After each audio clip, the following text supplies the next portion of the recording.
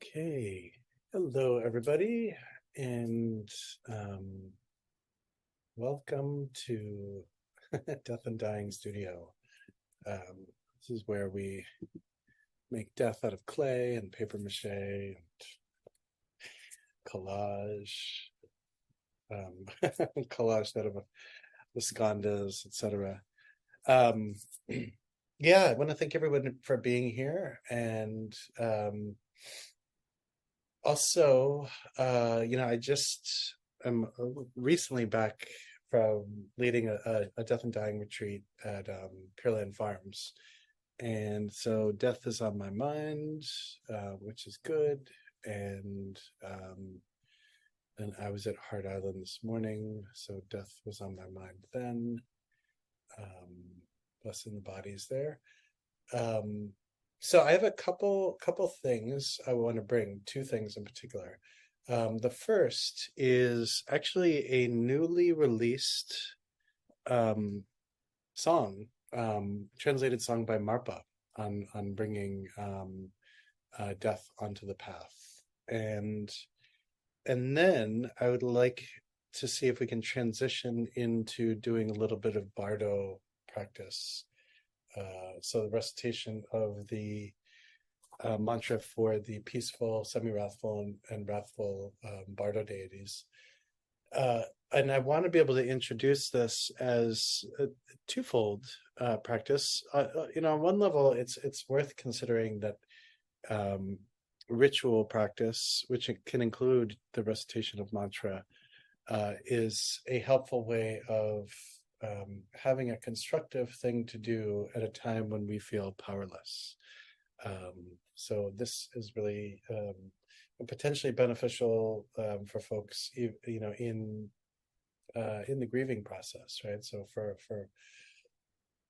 any one of us, if we lose a loved one or a friend or a Sangha member or what have you, and to remember that there is even just the practical benefit of having something to do that has meaning and spiritual benefit. And I'll offer a little bit of guidance on how to do this practice. And I have a couple slides that I'll put up and share give a little bit of background information on the Bardo deities. And we'll just kind of see from there. This is, a free and open death jam space. So we're just gonna, see where it goes. And I think this is helpful because otherwise death gets really wooden, and that's not a good thing. Death should be free and flowy, like she is. She comes and goes as she does, and doesn't like to be contained. And I'm just a hair under the weather, so forgive me if I stop to drink tea or all that stuff. So let's. I'm going to. So anyway, I was at this retreat and just prepping the day before, and actually somebody had emailed me this text, and they're like, "It just came out on Lotsawa House. Check it out." So I will put the link to it in the chat, but not first off, simply because we all go to a heady place of looking and reading and collecting, and I prefer it if we could just engage this first as a tool to understand death a little bit better. So. And for people who are unaware as to who Marpa was Milarepa's teacher. Marpa had been a really kind of interesting person, supposedly had a very, very bad temper, incredibly irascible. Um, his parents were like quick to kind of send him away, right? Like, you go and get out of here. Because you're a little nasty. And he started to study with this translator, Jogmi Lotsawa, who was kind of like a celebrity celebrity Lotsawa at the time. He was one of these folks who had gone down to India and brought back all of this Dharma. And Drokmi was, really kind of the translator par excellence at the time. Marpa started studying Sanskrit with him, and then, Dharma. And then he, much like a lot of people, were like, oh, you know what? I'm tired of paying these high prices. And this part is true. Drokmi Lotsawa kind of commanded these fees. You want to study with me? Like, you need to pay in gold. The Marpa got really irritated, and he was like, you know what? Like, screw this. I'm going to India myself.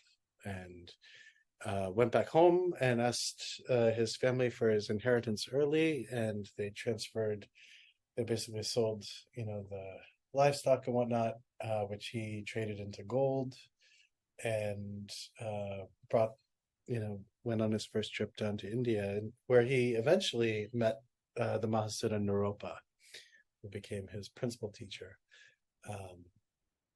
And so anyway, very, very interesting person. There's a biography of him that was published in I guess maybe the 80s, 70s, 80s. That's worth taking a look at if you're interested. But so this is not a very long text. So Marpa says, homage to all sublime gurus.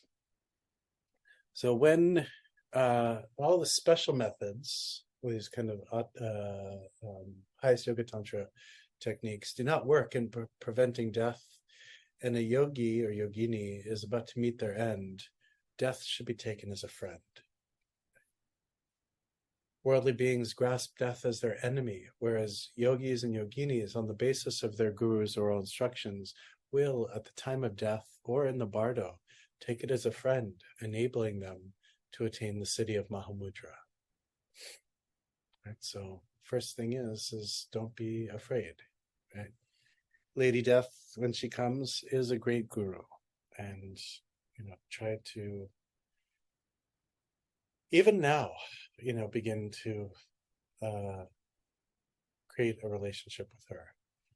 Every day I go to Heart Island, I try and write a poem, either to her or inspired by her. And it's it's really worth doing, like blending death into everything.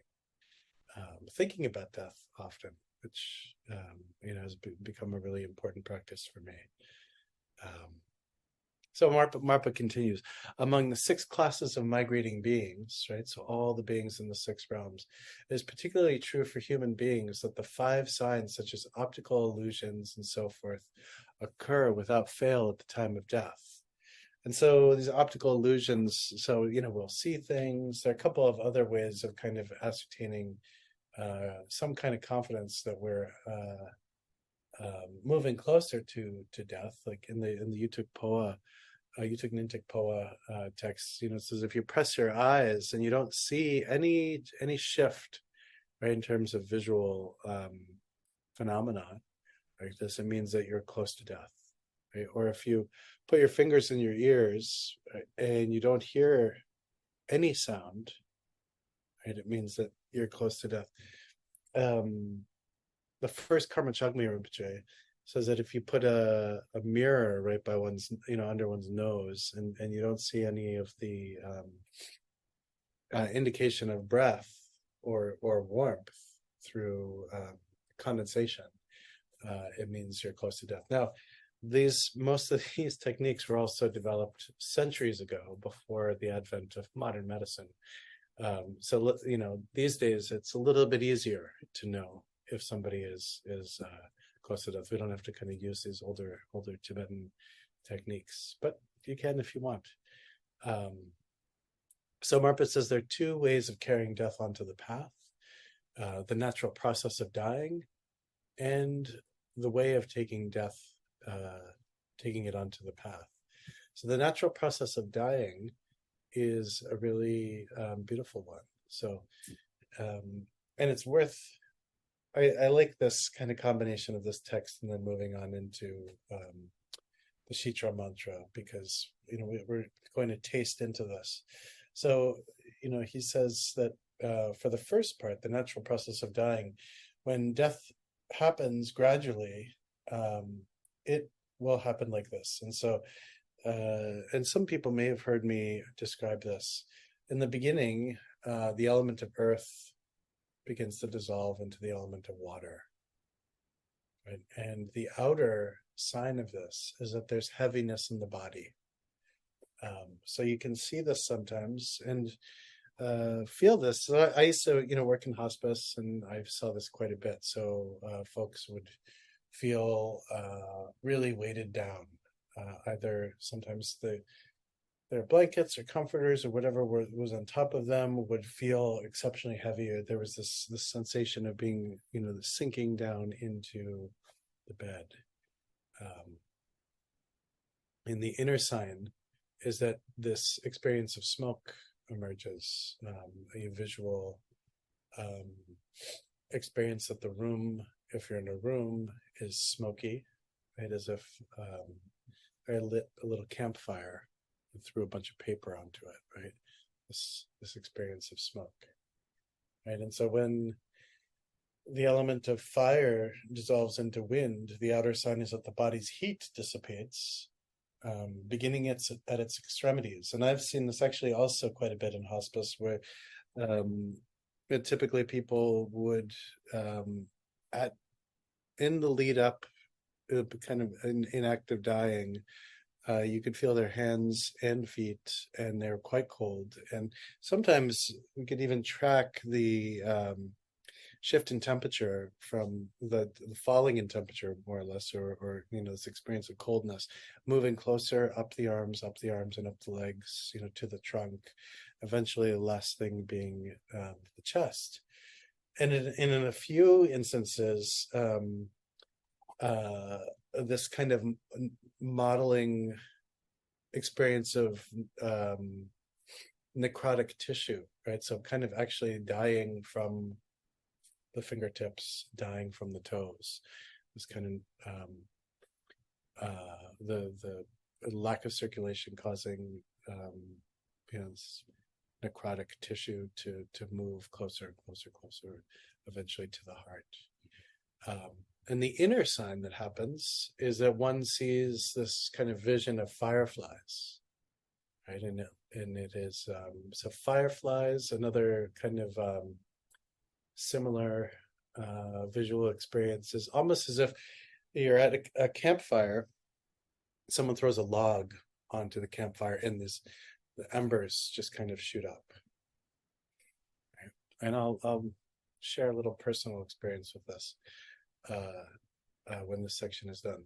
When wind dissolves into consciousness, the outer sign is that breathing becomes very weak, and so breathing becomes labored. Sometimes you'll hear about, in hospice in particular, this death rattle. So like a very, very kind of intense sound, especially with the shift from exhalation to inhalation. And the inner sign is that outer appearances begin to fade, and consciousness abides clearly like a butter lamp within a vase. And the way this actually also can be experienced is as if there is a big butter lamp right behind you, and so the light in front and around is flickering, like a big candle light. And when consciousness dissolves into luminosity, the outer sign is that the person is pronounced dead, right? And this is this moment of physical death. And the inner sign is that of that death, prajnaparamita, and dharmakaya all arise in that moment at one time, right at that moment. So this might sound really weird, like all of these the visual phenomenon, right? This experience of smoke and fireflies and butter lamp light. And Richard is here, which is always a lovely thing. Richard can probably corroborate this to some extent, that in dark retreat, exactly these experiences can arise, right? So, like when I did a preparatory dark retreat, these experiences came into clear view in a very, very dramatic way. So sitting, obviously in complete darkness, and then this like flickering butter lamp light, or the firefly light, or this experience of smoke or haze, sometimes with a reddish tinge or a yellowish tinge or a grayish or bluish tinge. Um, and sometimes a very bright full moon light. So you're sitting in this room in complete darkness, but it is as if there is a full moon directly above you, and everything is bathed with white light. And I, just being somebody who's very curious, both intellectually and practice-wise, these kinds of descriptions you find in, Bardo-related literature, and then also in relationship to the practice of illusory body in the Karma Kagyu tradition. And I'd read this and, never really understood, what does this manifest like, until being in that retreat, and then all of a sudden seeing it for real. And after having, the opportunity to kind of check in with my teacher, dark retreat teacher, about this, I received confirmation from him that this is actually the experience of the pure form or purified form of the elements, right? These elements are the things that not only make us, right? So the earth element is our physicality, right? And also like our hard-headedness, so to speak. But then the fire element, it has a component that is connects to our digestive heat, but then also this kind of psycho-spiritual heat that we can experience through the practice of tumo. The water element is, connects to all of the fluidity of the actual fluids moving through the body, but then also this kind of process of animation and all of that, the energy therein that keeps us, flowing like this. The air element and space element also, have a lot to do with thought, respiration, of course, and the like.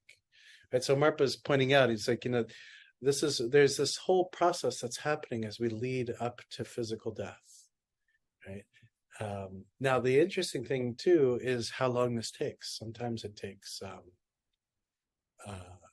it can take months, in some cases, weeks and months. So I've seen this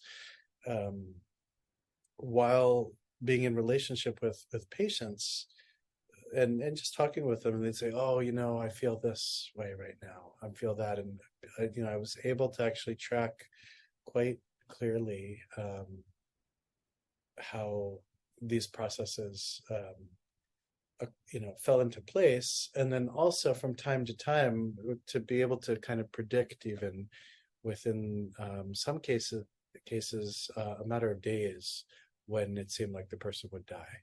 And it's not really anything special about me. It's just this is what happens when we just become attuned to things, right? To these cycles. And death is a little intense. Depends. It can be very intense. It can maybe not be so intense, depending on who we are and how we're trained and everything, and circumstances. But the thing is there's such a mixed relationship to death that it is hard sometimes for us to really have our eyes open to the subtleties leading up to actual physical death.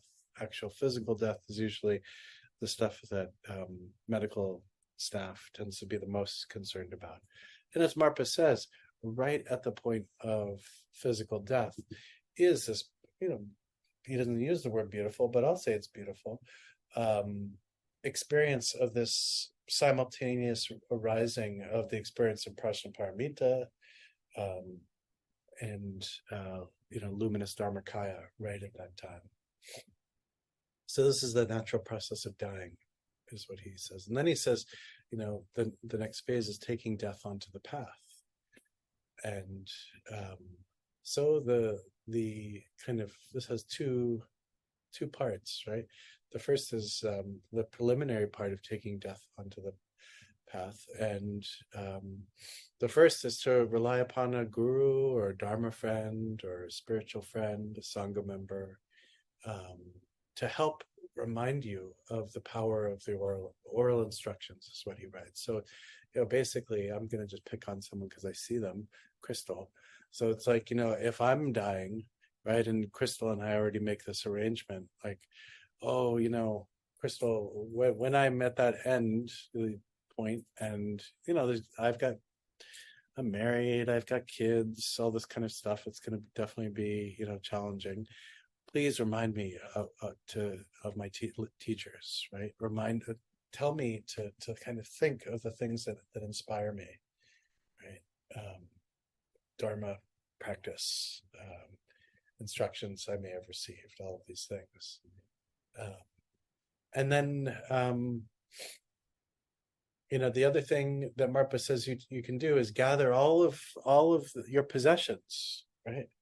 And give them away, right? Because they cause attachment, right? And so sometimes I've seen this play out a little bit in hospice. Like, people get really concerned about what's going to happen to all their stuff, right? Their property or their things, right? So, Marpa's like, do yourself a favor, get rid of all this stuff, right? Because this is gonna just cause, problems, in terms of attachment. And he says, arrange an image of your Yidam deity if you practice, deity yoga. So it could be, like, I know a lot of people practice Chinrezi with Lama Rod, or Medicine Buddha with Lama Rod, or any other practice, right? Use art, and you can use music, you can use whatever, to remind you, right? Everything can become a skillful means. So, arrange images that are supportive, and offerings, which is also a really kind of fascinating thing too, because in the West, we can be really heady about our Dharma practice and forget about this, just the joy of just offering stuff, like offering fruit, offering light, offering incense, offering beauty, right?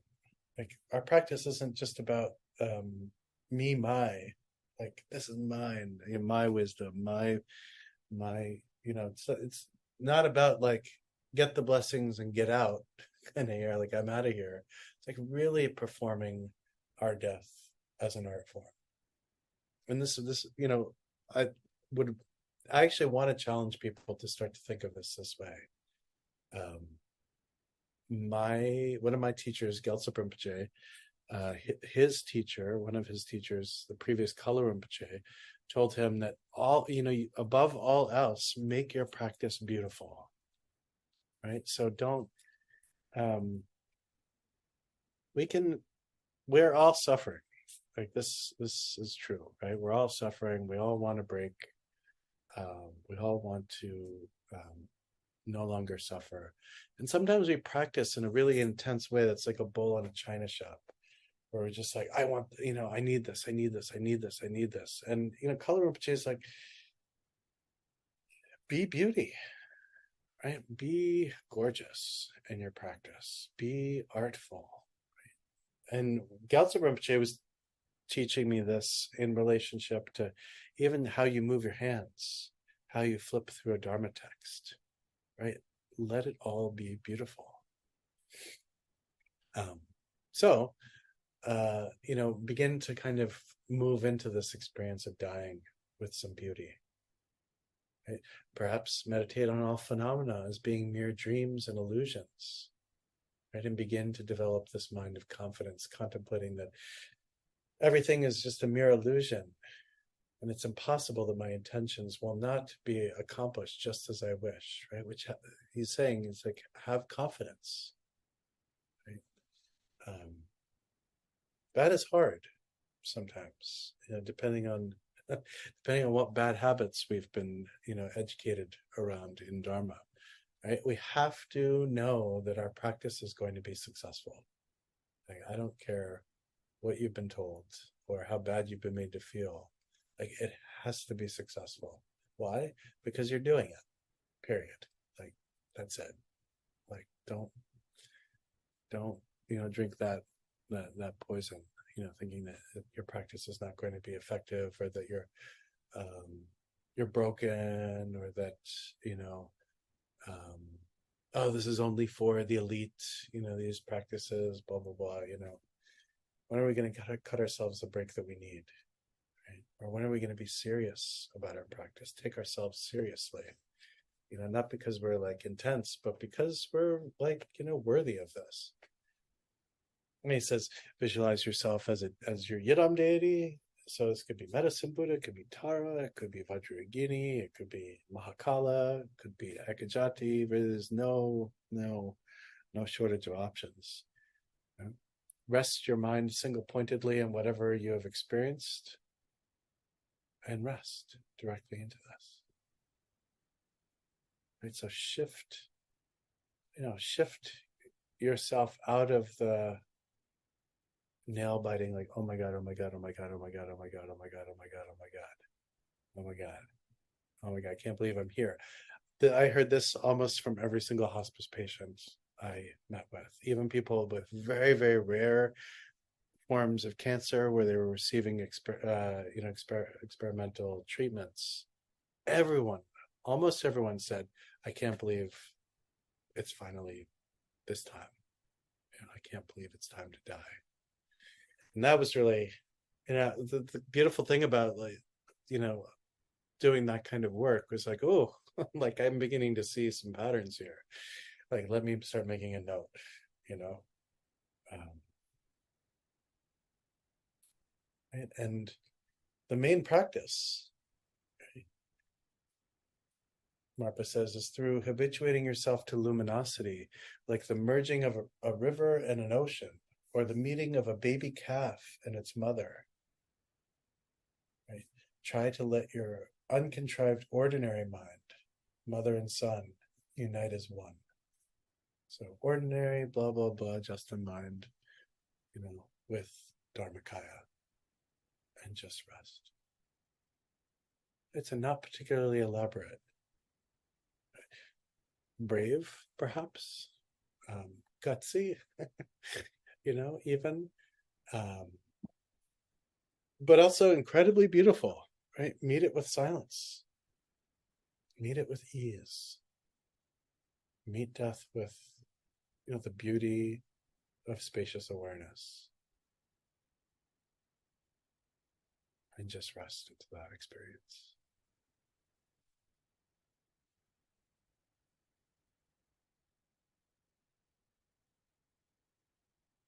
And so he says, after your own experience of luminosity and the characteristic of the luminosity of the Bardo unify as one, finally at death, the Prajnaparamita, luminous Dharmakaya, will be attained.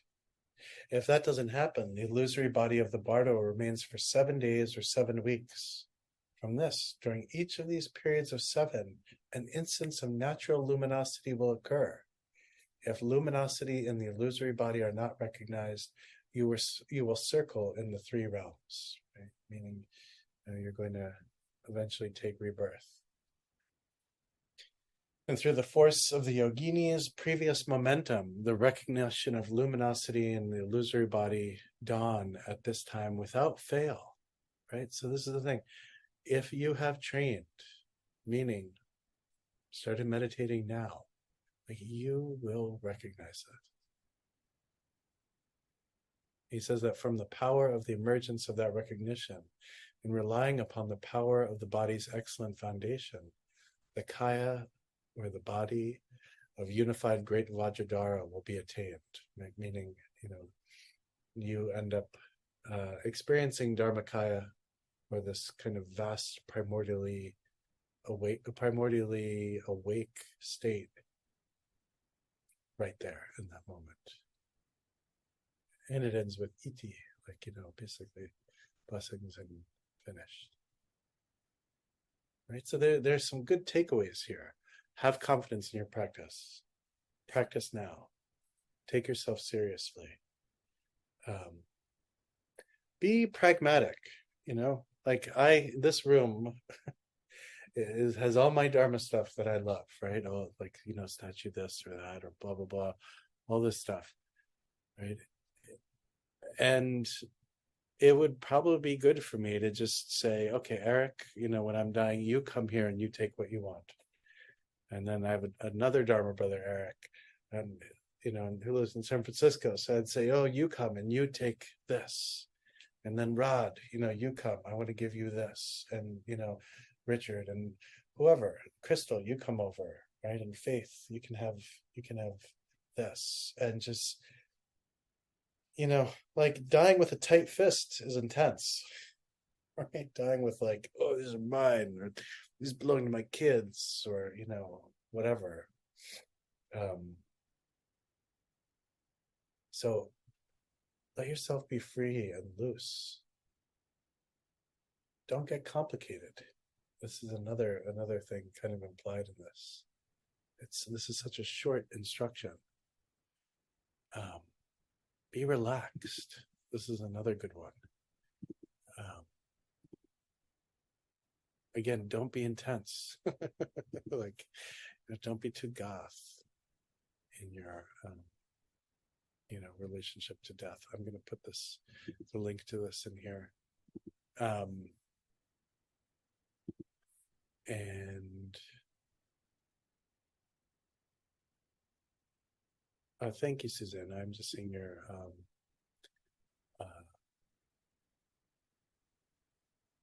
comment. Yeah, offering fear, but even so, actually, a really good offering. This is actually maybe a little bit of a intense offering for some, but when my root teacher was dying, she was in Sikkim, I was in Bodh Gaya. Boku Rinpoche at the time was, I think, in Sikkim actually, and Adi Zangmo's lungs had to be drained because she had a lot of fluid in there, and it was about a gallon between the two lungs of fluid. And she, or a liter maybe, and she told her family, like, save this and offer this to Boku Rinpoche. Like this, even this I'll offer. Um, maybe we can try not to be Victorian about this, right? Like fall back, like faint, right? Or be like some kind of like broody person from Prague, who's all intense, just like writing these long poems. And, no offense to people from Prague. My family's from Hungary. They're intense and dramatic, um, have fun with it. When I, was finally able to connect with Boku Rinpoche after Anizamo died, I was so destroyed. Like it hurt so bad. I felt so listless, lost, and came to him like this whimpering little dog, and the moment he saw me, he was like, oh, he was like laughing, he's like, ha ha ha, like, she passed, like it, and I was like, oh my God, like yeah, I know. You see the like, all the water on my face. Like that's, I know she passed. I'm never going to forget that. And he's like, I know exactly where she is. She's okay, right? Everything is okay, So this too, right? Like getting over ourselves in one way. And Arizama was really beautiful in the way she shared her decline. It was, more often than not, her main concern was everybody else, and also made it a big point to, when she was feeling ill, you see, sometimes this happens. Sometimes you get really weak and it's hard to concentrate. Let's sit together now. I'm going to lay down. You can sit next to me. And so she shared her process, which was, I mean, incredible, exceptionally rare. This is something that I think you can come into contact with in hospice settings, but most of us, we don't like to share this kind of stuff, and a lot of teachers, obviously, it becomes a little complicated sometimes for people to kind of share this. um, yeah, so um, and that push pull. I mean, there's Eric's comment about beautiful drama, and then Faith's comment about loving drama. The even flirting while dying, right? Like having fun, right? Like Padang Rinpoche, like right before he died, um, I was with him for the last 2 weeks, so he was alive, in Sikkim, and the day before he died, or the day that he did die, I had to fly back to the States, so it was the morning of the day he died. I went to say goodbye to him and take a jeep to an airport to go fly to Delhi, and then had a connecting flight out of India. And he was like, you take this, and he handed me this Nalgene bottle filled with Sampa. He's like, this is back when I was skinny. He was like, you're too skinny, like, eat more. It's like a Jewish grandmother. Um, so I was like, oh, thank you, Rinpoche. And I still have it, next to my bed. And the other thing he said was, the next time you meet me, you have to give me all the photos you took of me, because I'm going to want them. And I was like, oh my God, okay, like, let's see what happens. So nobody's asked yet, but there's still time. So, like, again, remembering, like, all this, we're so attached to this moment, right? This body, this situation, this life, this form, our relationship with our loved ones, partners, kids, grandkids, friends, community members, etc. Right, to remember the length of this, and not in a way to make us, overly tired, like, oh my God, not another life, right? But remember, like, we're coming back. If that connection's there, they'll probably see or experience potentially the same, similar people. Um, and then what Ani Zangmo, pointed out, she's like, there's this huge compassionate aspect to death too, because it wipes the slate clean, right? So all of the stuff we've been carrying, right? It doesn't have to be ultra dramatic, but the stuff that's just hard and a drag, like carrying around, carrying around, carrying around, carrying around. We get to drop that for a while, right? Sometimes we get to drop it for quite a long time, and that's really nice. Appreciating the kind of recess quality that death and the burnout can offer, right? You grab your dodgeball or your kickball, go grab your friends, go have some fun. So I wanted to share that. And then this way, and share my screen. So, pardon me. Trying to remember how. Here we are. Okay. So this image, right? This is from these murals from the Tsuklakam, right? This building that was built at the same time that the Patala Palace was built in Lhasa, built around the time of the fifth Dalai Lama, but nobody really knows. This could have been built actually at the time of the sixth Dalai Lama.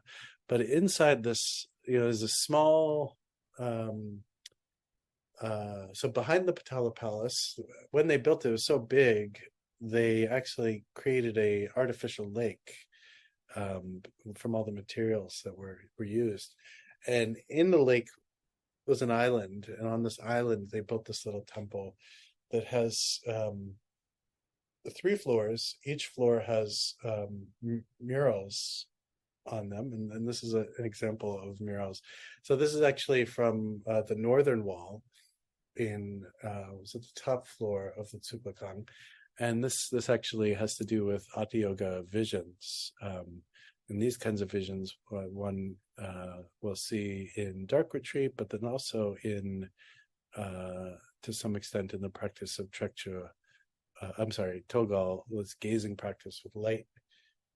These images can arise too. But I'm sharing this because you see these like round formations. They're called tigle with the rainbow light, and then here these Bardo deity configurations. This is an example of them, right? And so I've seen these in dark retreat, and it's a really, again, confirmation experience that's really useful to understand that, wow, this is actually real, right? It's not, I'm not just like I was gonna make a disparaging comment about the Bible, but like that this is actually real, and here, and that these energies come and manifest as visual phenomena. And let's see if we can go to the next slide. Yeah, so here are a couple other examples of these Bardo deities. So over here in this one on the left, right, you have these are the peaceful Bardo deities on the bottom, and then up above are the wrathful Bardo deities. And these two small little circles have the semi-wrathful Bardo deities. And what you see over here, it's a little hard to see. There's this little form of Vajrasattva right over here. And so these are all arising from Vajrasattva. And what is kind of being expressed here kind of in code, Vajrasattva represents this kind of the primordial purity, this kadak quality of the nature of your mind. And from the nature of your mind arises these 3 different forms of these Bardo deities: peaceful, wrathful, and semi-wrathful. And so one will see, if you take a look at what's called the Tibetan book, we can call it the Tibetan Book of the Dead, or the Bardo Todal, this text revealed by this Nyingma mystic, Karma Lingpa. There's this whole description of how you see all of these Bardo deities, and what they are is just this natural display of your mind that can be experienced as peaceful images, semi-wrathful images, or wrathful images. And the kind of key part of quote unquote navigating this part of the Bardo is understanding that no matter what appears, whether it's peaceful, semi-wrathful, or wrathful, is just the naturally responsive energy of awareness, which means we don't need to become agitated, right? So when we see the wrathful deities, we don't need to recoil in fear because we recognize that this is a product of our own mind. Right? When we see the peaceful deities, we don't have to run towards them and be like, "Oh my God, take me with you, take me with you." We recognize that, oh, even this is the nature of my own mind. And the semi-wrathful deities, we don't react to because we recognize that these are the nature of our own mind, right? And this allows us to then settle into the Rigpa state, or this kind of, natural, spontaneous, pure awareness, with ease. And from there, there's this great opportunity to recognize the nature of mind or experience awakening in the Bardo state. Similarly here, on the right side, this is just a little bit of a different stylistic representation. So in the center, there are these two Buddhas in union. Samantabhadra is the blue one, and then Samantabhadri is the white one, right? And together they represent your naturally liberated mind and the Rigpa state. Right? And then all of these here are these are all of the different Bardo deities that we see, manifest just in a different kind of configuration. So, let me see if I can go to the next slide. Yes. So then, and here's another display of the different kinds of Bardo deities. So again, here you have Samantabhadra, Samantabhadri, you have Vajrasattva, right? And then you have all the different kinds, wrathful, semi-wrathful. Some of them have different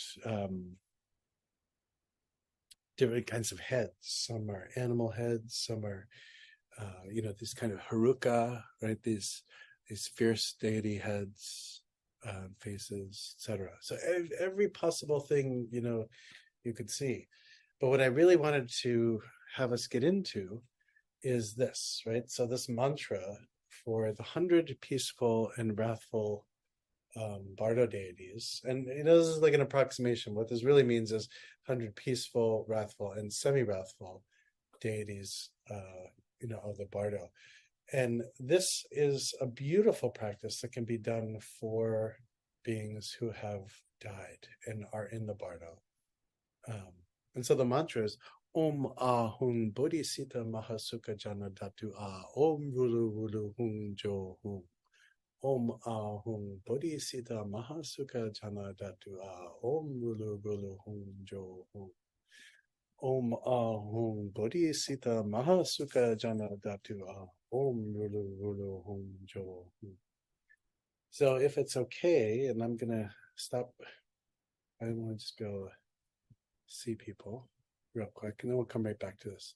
But in a moment, what if we do this, recite this together, like one mala round, so 108 times, for all the beings who are in the Bardo right now, right? So what does this mean, right? This means right now, somebody just died, right?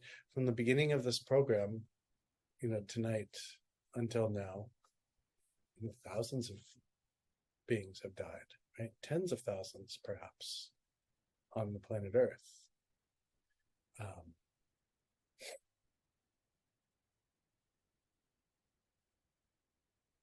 Now, at this point in time, there are countless beings who are going through this very experience that we, at some point, will go through.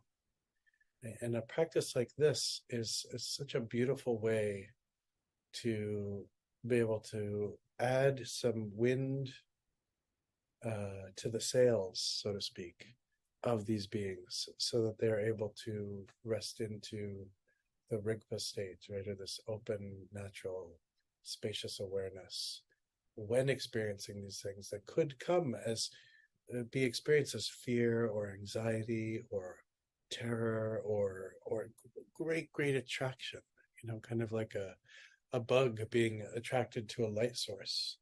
And so when we move through the Bardo, how not to be that way and to be able to rest into this open, easeful, relaxed relationship with everything that's happening, right? And to be able to actually do this anonymously for others, I find this to be such a beautiful thing. Right? So gorgeous, so special. And it also helps us because, in some of our worst characteristics, and I'm just talking about myself, performative compassion, where it's like, oh, check me out. Like I'm going to do this. I'm going to, go do this good thing, right? I'm going to accumulate this merit. So the great thing about this is like, we're doing this for beings that we've never met. I do this for insects, do this for dogs that have died, cats that have died, bats that have died, fish that have died, humans that have died, ghosts that have died, right? Even gods die, right? This is why the gods suffer. The gods in the gods realm, one of the reasons why they suffer is because they live very, very, very, very, very, very long, and they have every single possible thing they could possibly want, and they can't control the fact that they're going to die too. Sometimes we're like gods, right? We have all this stuff, and we're going to die, each one of us. And this also begins to kind of open our heart up a little bit, so we're not stingy in the face of death. People get weird being around illness and death. They really kind of like clam up, get a little superstitious, like don't touch me, like don't come near me, right? But this way we get to run towards it. It's offer some love, offer some compassion, offer some liberation. Does this sound good? And make sure I don't sound insane. Okay, good. Good. All right, so let me pull this up, and should we do one mala round? We won't go too fast, and we won't go too slow. And I'll lead us with a little bit of setting the stage, as it were, some stage direction. So everyone get into your little leotard, and we'll we'll get ready. Excellent. Good. Okay. So here we have the mantra. So take a moment to get into a contemplative kind of space. You can be seated.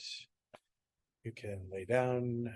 I don't have the everybody's video up, so I can't see you. So if you don't want to be seen, that's fine. You can turn your video off too. Take a couple deep breaths, inhaling whatever it is that you need right now, and exhaling what no longer serves you.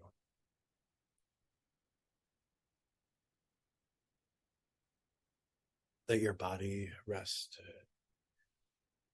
into ease. And if you can, visualize yourself like Vajrasattva. Vajrasattva is white in color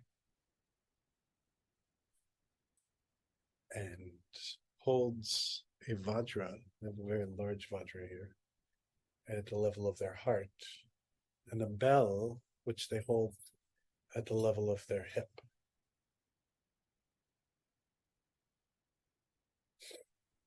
And you don't actually have to have these objects, but and your form is beautiful, beautiful, beautiful. Make yourself feel as beautiful as you can. So,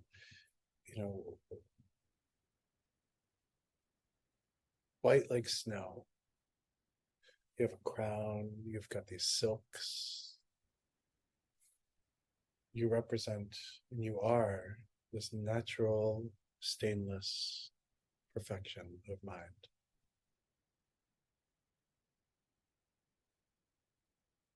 And imagining that from your heart center arise 42 peaceful Buddhas.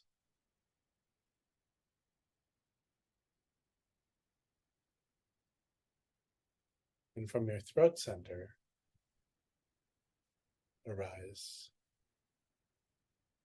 18 semi-wrathful wisdom beings, Briggsons. And from your brow arise 48 wrathful deities. And each one of these is equal to the other, and that each one of them is a natural expression of your own awareness.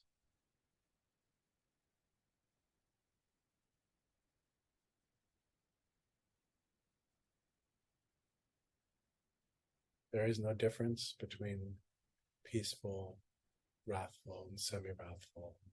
All are equal, and that all are a manifestation of your beauty, your ease, your natural liberation.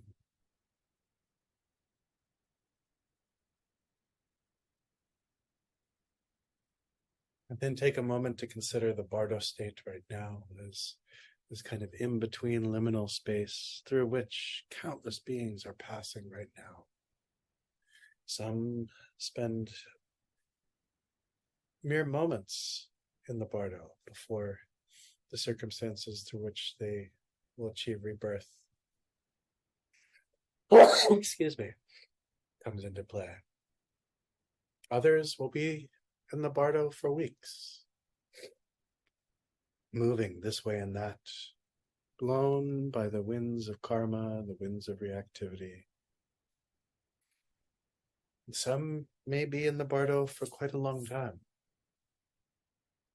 Whatever the case may be, as we recite this mantra, try to have this felt sense that the recitation of the mantra alone causes all beings to be able to behold everything that arises in the Bardo state as their naturally liberated mind.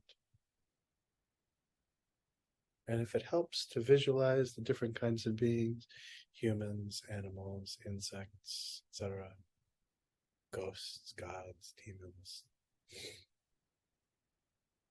hell beings, then use your imagination fully. Allow yourself to really connect to this generosity of offering this mantra and the efficacy of the mantra as well. Kind of coming back to Marpa's point that you are powerful. And this is a powerful way of addressing beings who might be suffering in the Bardo state. Om ahum bodhisita maha sukha jana datu ah. Om rulu rulu hum jo hum. Om ahum bodhisita maha sukha jana datu ah. Om rulu rulu hum jo hum. Om ahum bodhisita maha sukha jana datu ah. Om rulu rulu hum jo hum. Om ahum bodhisita maha sukha jana datu ah. Om rulu rulu hum jo hum. Om ahum bodhisita maha sukha jana datu ah. Om rulu rulu hum jo hum. Om ahum bodhisita maha sukha jana datu ah. Om rulu rulu hum jo hum. Om ahum bodhisita maha sukha jana datu ah. Om rulu rulu hum jo hum. Om ahum bodhisita maha sukha jana datu ah. Om rulu rulu hum jo hum.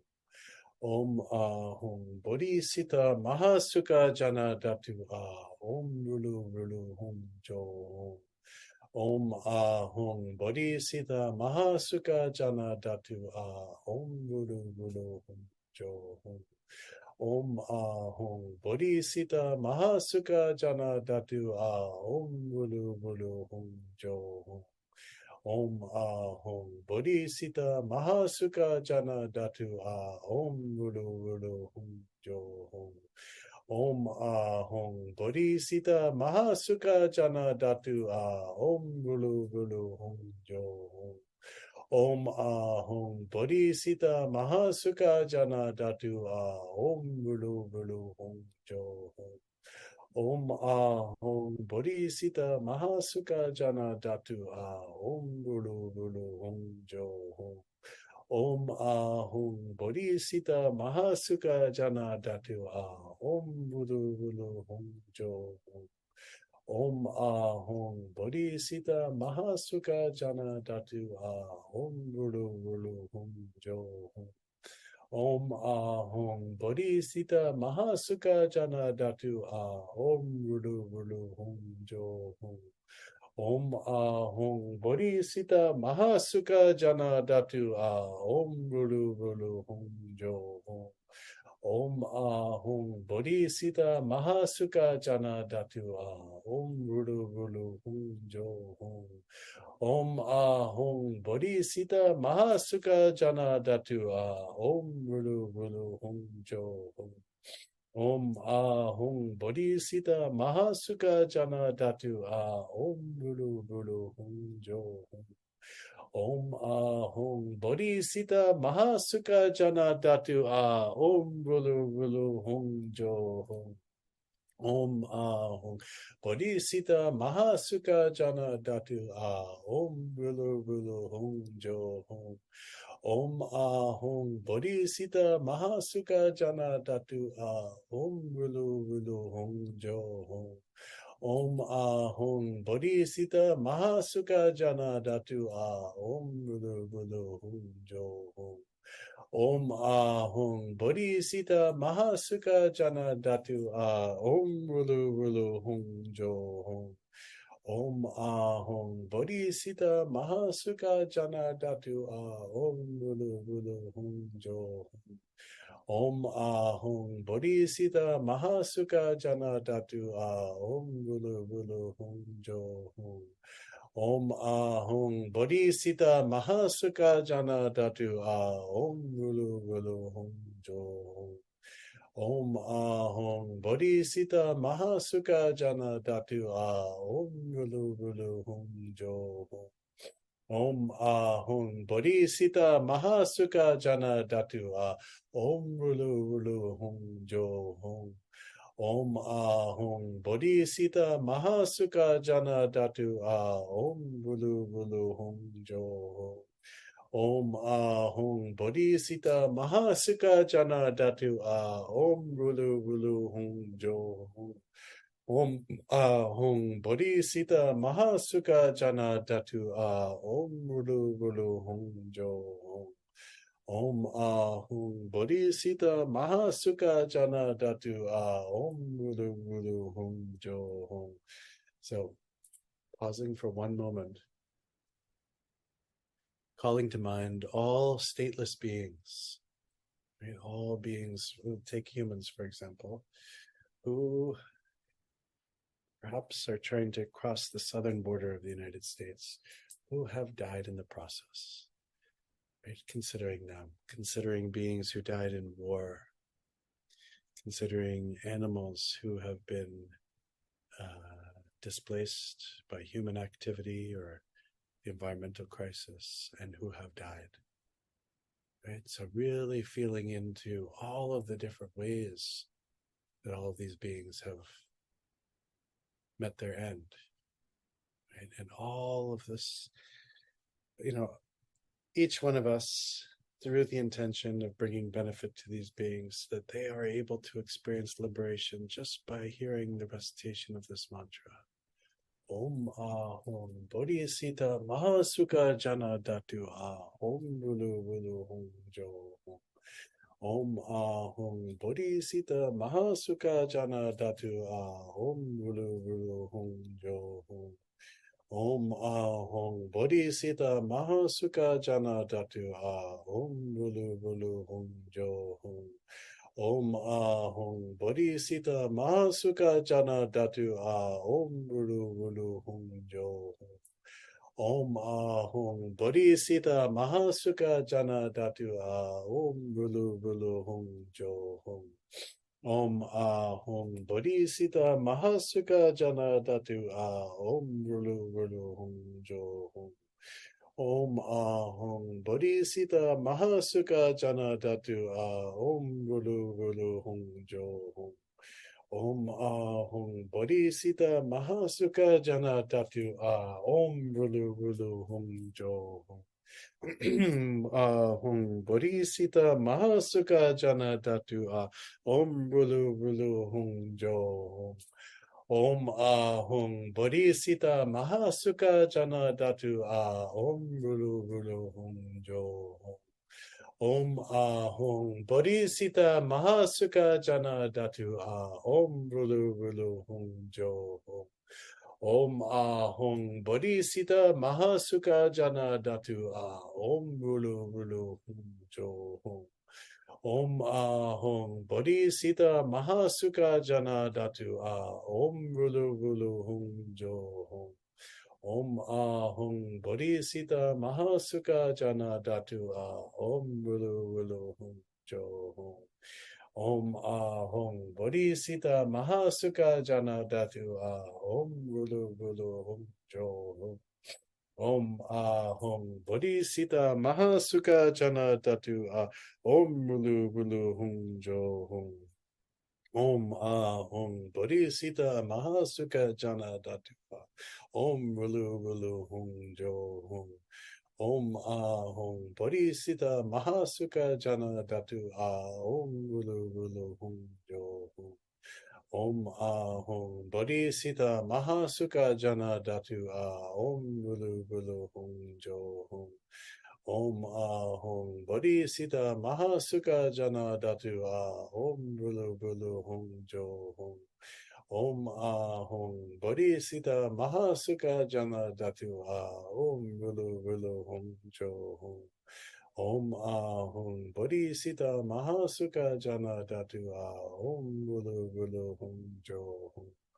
Om Ahong Bodhisita Mahasuka Jana Datu Om Rulu Rulu Hum Jo Hum.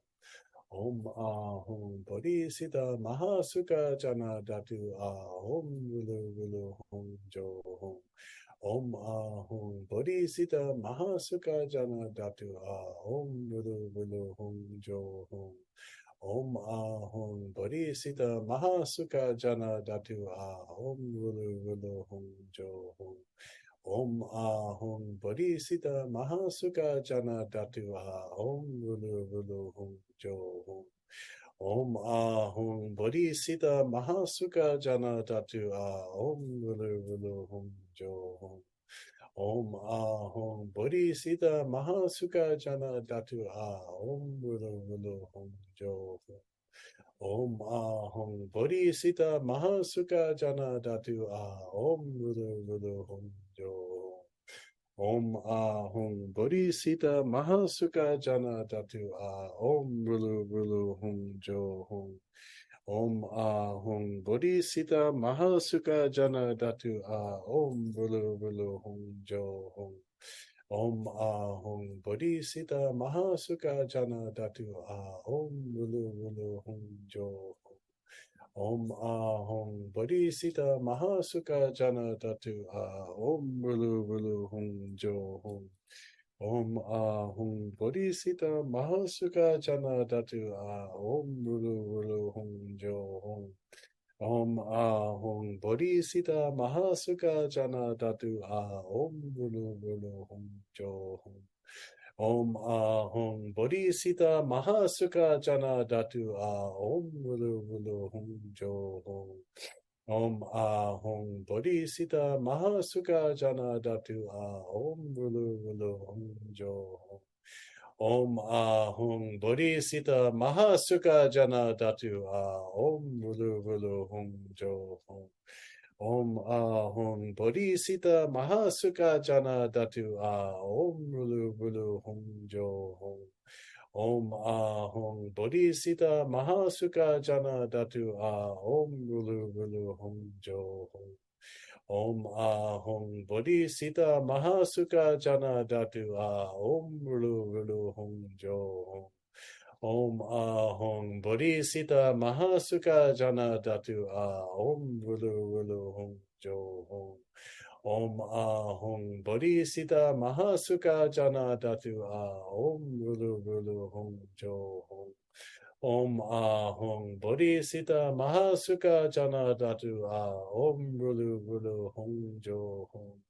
Om Ahong Bodhisita Mahasuka Jana Datu Om Rulu Rulu Hum Jo Hum. Om Ahong Bodhisita Mahasuka Jana Datu Om Rulu Rulu Hum Jo Hum. Om Ahong Bodhisita Mahasuka Jana Datu Om Rulu Rulu Hum Jo Hum. Om Ahong Bodhisita Mahasukha Jana Datu A Om Rulu Rulu Hung Jo Hung Om Ahong Bodhisita Mahasukha Jana Datu A Om Rulu Rulu Hung Jo Hung Om Ahong Bodhisita Mahasukha Jana Datu A Om Rulu Rulu Hung Jo Hung Om Ahong Bodhisita Mahasukha Jana Datu A Om Rulu Rulu Hung Jo Hung Om Ahong Bodhisita Mahasukha Jana Datu A Om Rulu Rulu Hung Jo Hung Om Ahong Bodhisita Mahasukha Jana Datu A Om Rulu Rulu Hung Jo Hung Om Ahong Bodhisita Mahasukha Jana Datu A Om Rulu Rulu Hung Jo Hung Om Ahong Bodhisita Mahasukha Jana Datu A Om Rulu Rulu Hung Jo Hung Om Ahong Bodhisita Mahasukha Jana Datu A Om Rulu Rulu Hung Jo Hung Om Ahong Bodhisita Mahasukha Jana Datu A Om Rulu Rulu Hung Jo Hung Om Ahong Bodhisita Mahasukha Jana Datu A Om Rulu Rulu Hung Jo Hung Om Ahong Bodhisita Mahasukha Jana Datu A Om Rulu Rulu Hung Jo Hung Om Ahong Bodhisita Mahasukha Jana Datu A Om Rulu Rulu Hung Jo Hung Om Ahong Bodhisita Mahasukha Jana Datu A Om Rulu Rulu Hung Jo Hung Om Ahong Bodhisita Mahasukha Jana Datu A Om Rulu Rulu Hung Jo Hung Om Ahong Bodhisita Mahasukha Jana Datu A Om Rulu Rulu Hung Jo Hung Om Ahong Bodhisita Mahasukha Jana Datu A Om Rulu Rulu Hung Jo Hung Om Ahong Bodhisita Mahasukha Jana Datu A Om Rulu Rulu Hung Jo Hung Om Ahong Bodhisita Mahasukha Jana Datu A Om Rulu Rulu Hung Jo Hung Om Ahong Bodhisita Mahasukha Jana Datu A Om Rulu Rulu Hung Jo. Imagining that this mantra reverberates through the Bardo state, liberating all beings known to us, all beings not known to us. Every form of suffering completely settled and resolved. All experiences of peaceful phenomenon, semi-wrathful phenomenon, and wrathful phenomenon understood to be nothing other than the simple beauty, spaciousness of one's own mind.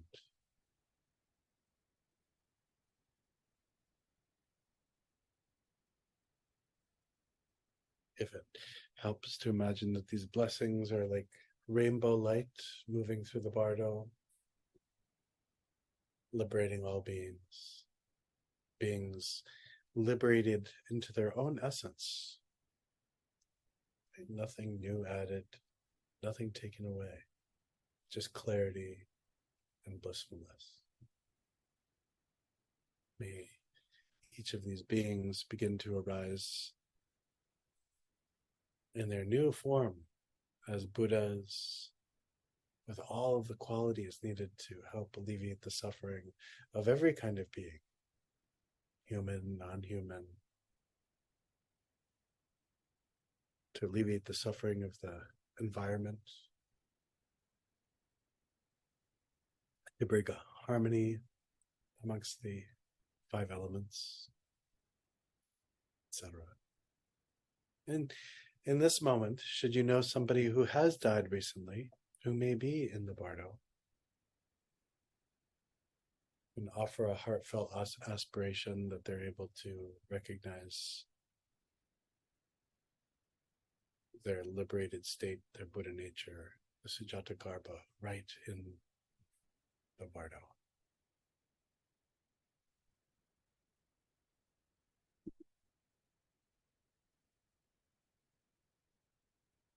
So I wanted to share this with everybody. This is a really powerful practice.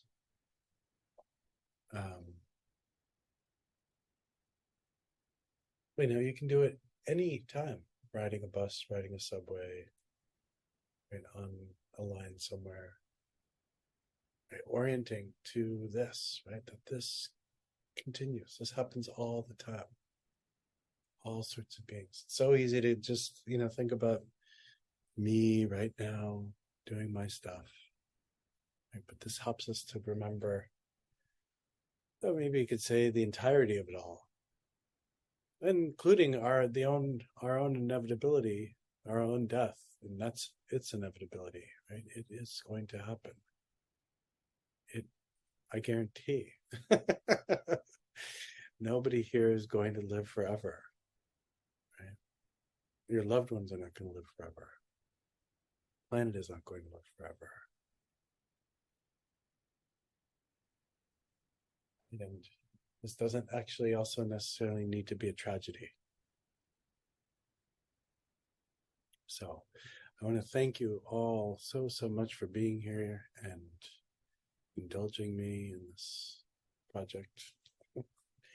Maybe we can briefly dedicate the merit from this evening's session, dedicating this to all beings who will and have been, who will be and have been inside this experience of the Bardo state. May all beings be able to be naturally liberated. Emphasis on natural, easeful, relaxed.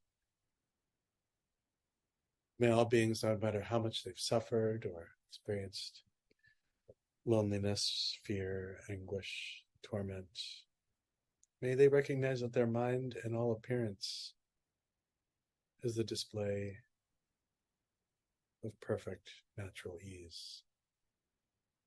And when it is time for each one of us to enter into this, may we be a support for one another leading up to this. And once we enter into this Bardo state, may we recognize the clear light state of natural liberation.